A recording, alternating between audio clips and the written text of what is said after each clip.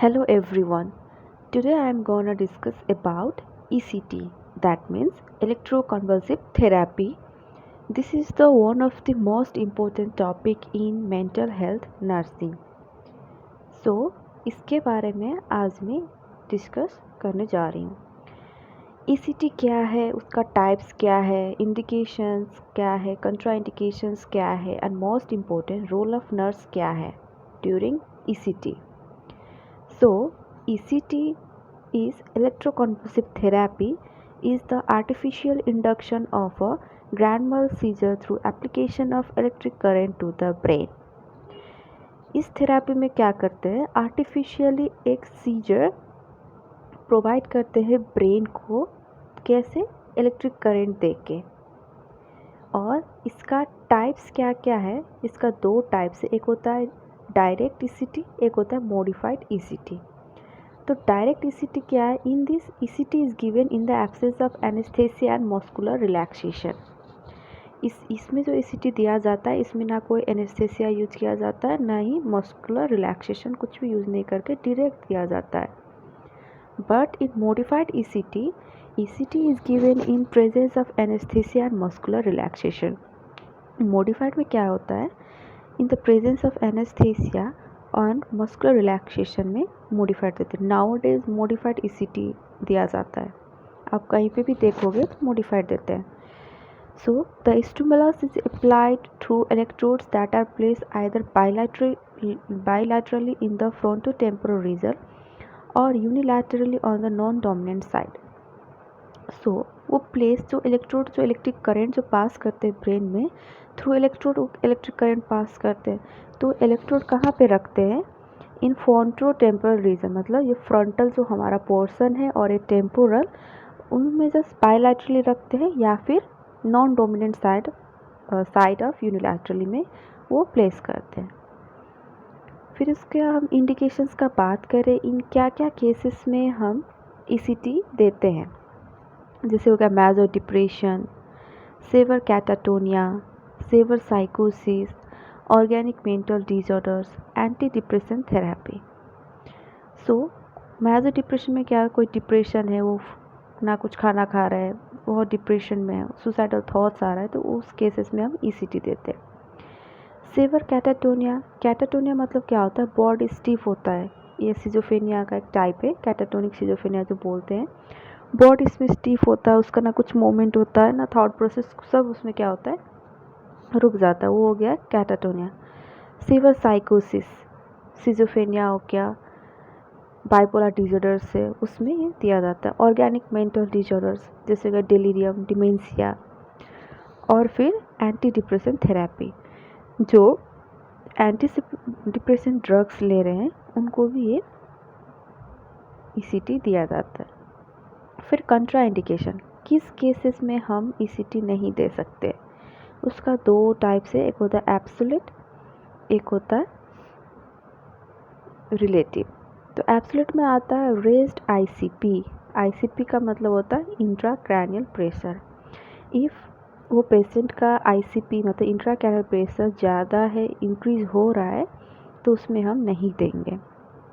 फिर रिलेटिव में आता है सेरेब्रल हेमोरेज, मतलब हमारे ब्रेन में ब्लीडिंग है, ब्रेन का ट्यूमर है, कंजेस्टिव हार्ट फेल है, एक्यूट मायोकार्डियल इन्फ्रैक्शन है, निमोनिया है, रेटिनल डिटैचमेंट है, ये सब केसेस में हम ECT नहीं देंगे।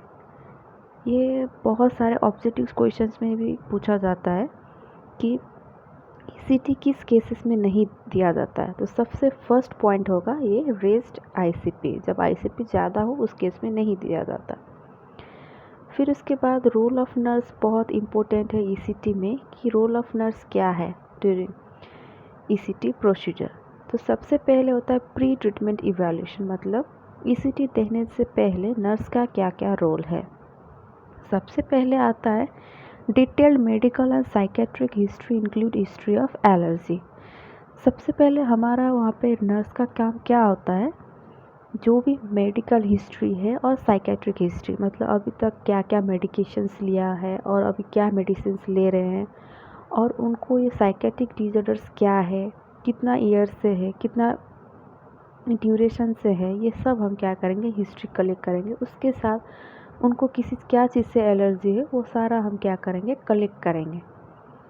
फिर दूसरे पॉइंट में आता है assessment of patients and family knowledge of indication, side effects, therapeutic effect and risk associated with ECT. फिर उसके बाद हम पेशेंट और उसके साथ जो भी आए हैं रिलेटिव्स, उनको हम पूछेंगे कि उनको ईसीटी के बारे में क्या पता है। साथ साथ में इंडिकेशंस, मतलब क्यों ईसीटी क्यों दिया जाता है, उसका साइड इफ़ेक्ट्स क्या है, उसका थेरापेटिक इफ़ेक्ट्स क्या है और उसके साथ रिस्क एसोसिएटेड क्या है, वो सब हम क्या करेंगे, असेस करेंगे कि उनको ईसीटी के बारे में पता है कि नहीं। इफ़ ईसीटी लेंगे तो उसका क्या क्या इफ़ेक्ट हो सकता है बाद में, और ईसीटी लेने से कितना ठीक हो सकता है और क्या रिस्क है, वो सारा हम patient as well as family से हम क्या करेंगे, असेस करेंगे। फिर उसके बाद तीसरे पॉइंट में आता है an inform consent should be taken, और ईसीटी देने से पहले हम एक कंसेंट साइन करवाते हैं। इफ़ पेशेंट कर सकता है तो पेशेंट से, पेशेंट नहीं कर सकता है तो पेशेंट के साथ जो रिलेटिव्स आए उसके साथ हम करवा सकते हैं। फिर 4 में आता है असेस वाइटल साइन, उसके बाद क्या करेंगे, हम वाइटल साइन असेस करेंगे। फिर आता है patient should be on empty stomach for 4 to 6 hour prior to ECT, और जो पेशेंट को ईसीटी देना है उसको क्या करना है, 4 से 6 घंटा पहले उसका बाउल एंड ब्लैडर, मतलब स्टोमक पूरा क्या होना, एम्प्टी होना चाहिए। जब ईसीटी देंगे तो उस टाइम में मतलब ऐसा नहीं कि पेशेंट बोलेगा कि मुझे वॉशरूम जाना है, वो सब नहीं होगा, इसलिए पहले स्टोमक क्या है, एम्प्टी रखना है। फिर आता है with hold oral medications in the morning, और जो भी मेडिकेशंस पेशेंट को देना है वो क्या करना है, होल्ड करना है, जो मॉर्निंग का मेडिकेशन है वो नहीं देना है। फिर दूसरा पॉइंट है withhold night dose of drugs which increases seizure threshold like diazepam, barbiturates and anti convulsants, और जो रात में भी जो नाइट डोज ऑफ ड्रग्स है, ऐसा ड्रग्स जो जिसका चांस है सीजर बढ़ाने का, वो उसको क्या करेंगे, रोक देंगे। जैसे डायजिपाम्स हो गया, बार्बिटूरेट्स, एंटी कन्वल्सेंट ड्रग्स, ये सब ड्रग्स का काम क्या है, सीजर्स का थ्रेशोल्ड बढ़ाने का, इसलिए वो सबको क्या करेंगे, बंद करेंगे। फिर आता है head shampoo in the morning since oil cause impedance of passage of electricity to brain.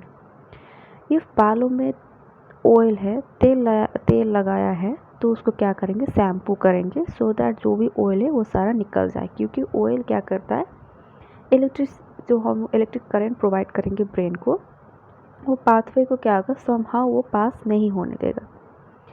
फिर उसके बाद आता है any jewellery, prosthesis, tincture, contact lens, metabolic objects and tight clothing should be remove from the patient bodies. और patient ने जो भी jewellery लगाया है और दांत में जो क्लिप लगाया है वो हो गया, या फिर लेंस हो गया, या कोई भी मेटल का चीज़ लगाया है, या फिर कपड़े टाइट लगाए हैं। और प्रोस्थेसिस का मतलब जो किसी का पैर या किसी का हाथ नहीं है तो क्या करते हैं, आर्टिफिशियल पैर और हाथ लगाते हैं, वो हो गया प्रोस्थेसिस। वो सब लगाए तो सारा क्या करेंगे, पेशेंट के बॉडी से निकाल देंगे। फिर आता है empty bladder and bowel just before ECT. मैंने पहले ही बताया था कि ईसीटी से पहले क्या करना है, ब्लैडर और बावल एम्प्टी होना है। फिर उसके बाद हम देंगे administration of 0.6 mg atropine intramuscular और सबक्यूटेनस 30 मिनट्स बिफोर ईसीटी और आईवी जस्ट बिफोर ईसीटी। ये बहुत इम्पोर्टेंट है। हम कितना 0.6 mg एट्रोपिन देंगे IM इंट्रामस्कुलरली, या फिर सबक्यूटेनस दे सकते हैं 30 मिनट्स बिफोर ईसीटी। इफ़ हम IM और सबक्यूटेनस देंगे तो 30 मिनट पहले देंगे ईसीटी का। इफ़ IV देंगे तो जब हम ईसीटी देंगे तब हम दे सकते हैं IV के थ्रू। ये हो गया प्री प्रोसीजर्स। फिर आता है इंट्रा प्रोसीजर। तो इंट्रा प्रोसीजर का क्या क्या है, जैसे अब ये सारा हो गया, पेशेंट आ गया ईसीटी रूम में। अब place the patient comfortably on the ECT table in supine position. Patient को हम क्या करेंगे, कंफर्टेबली ईसीटी का जो टेबल है उसमें हम पेशेंट को सुला देंगे इन सुपाइन पोजीशन।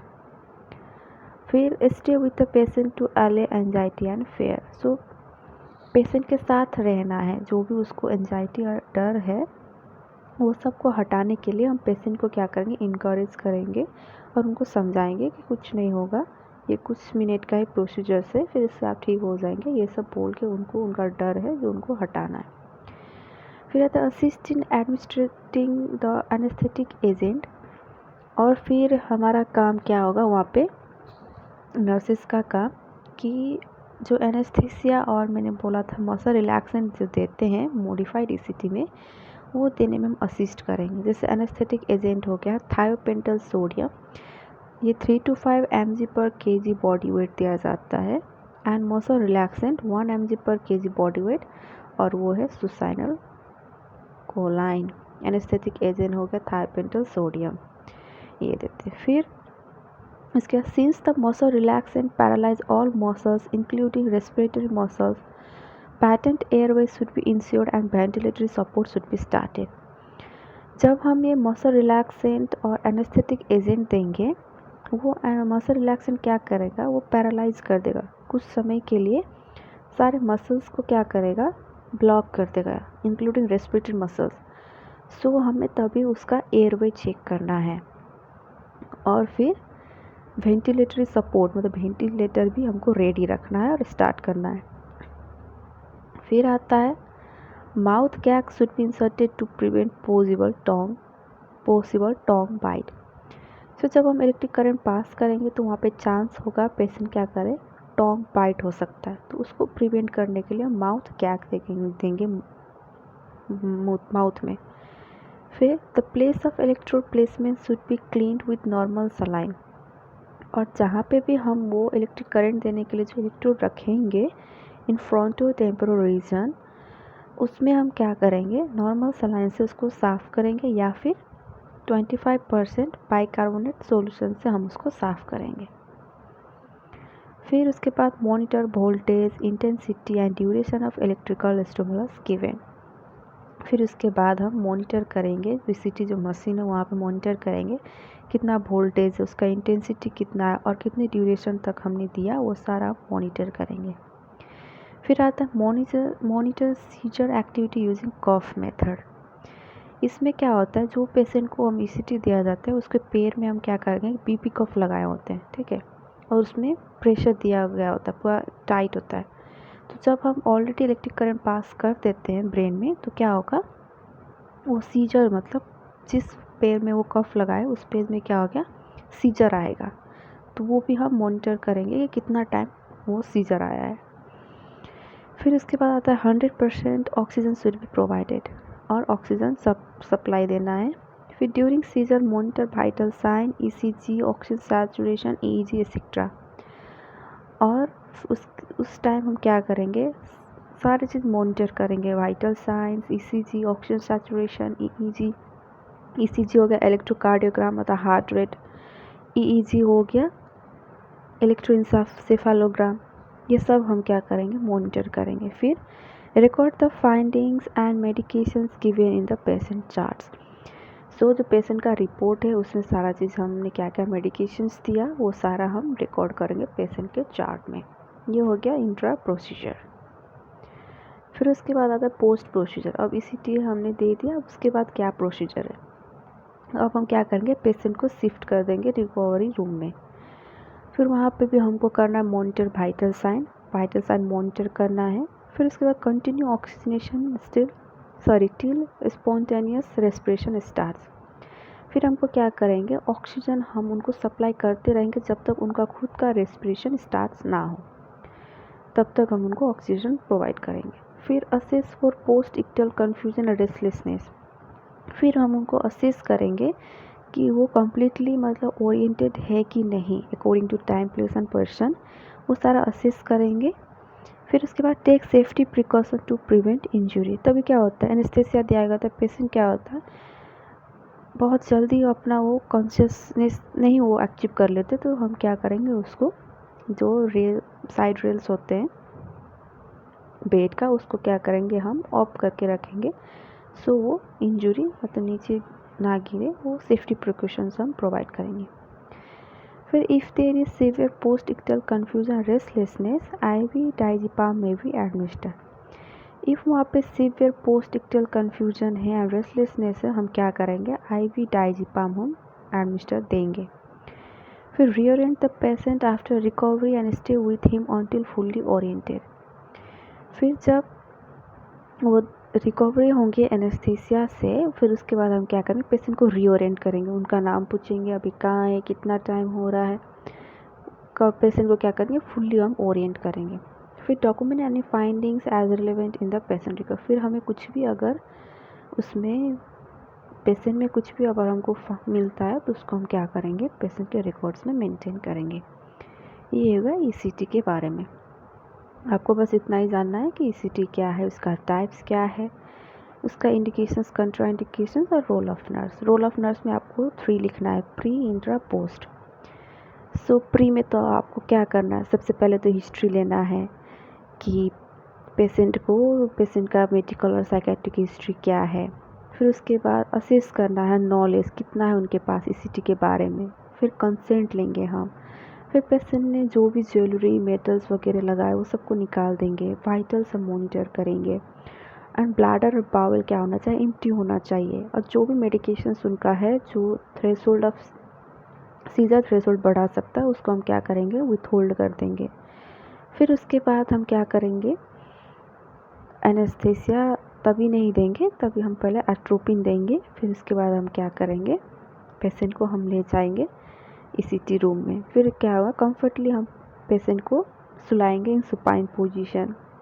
फिर तभी एनेस्थीसिया और मसल रिलैक्सेंट हम एडमिनिस्टर करेंगे। फिर उसके बाद क्या करेंगे, वेंटिलेटर सपोर्ट करेंगे, ऑक्सीजन सप्लाई करेंगे। फिर माउथ गैप माउथ में देंगे। फिर जाके हम सीजर मॉनिटर करेंगे बाय यूजिंग कफ मेथड। फिर कितना वोल्टेज और इंटेंसिटी में मैंने इलेक्ट्रिक करंट पास किया वो सब मॉनिटर करेंगे। फिर पोस्ट में आ जाता है कि ऑक्सीजन हम प्रोवाइड करते रहेंगे जब तक उसका रेस्पिरेशन स्टार्ट ना हो। फिर उसके बाद इफ़ उसका कन्फ्यूजन है तो हम IV डाइजिपाम देंगे। फिर पेशेंट को क्या करेंगे, कम्प्लीटली ओरिएंट करेंगे। इतना सारा हो गया प्री, इंट्रा एंड पोस्ट।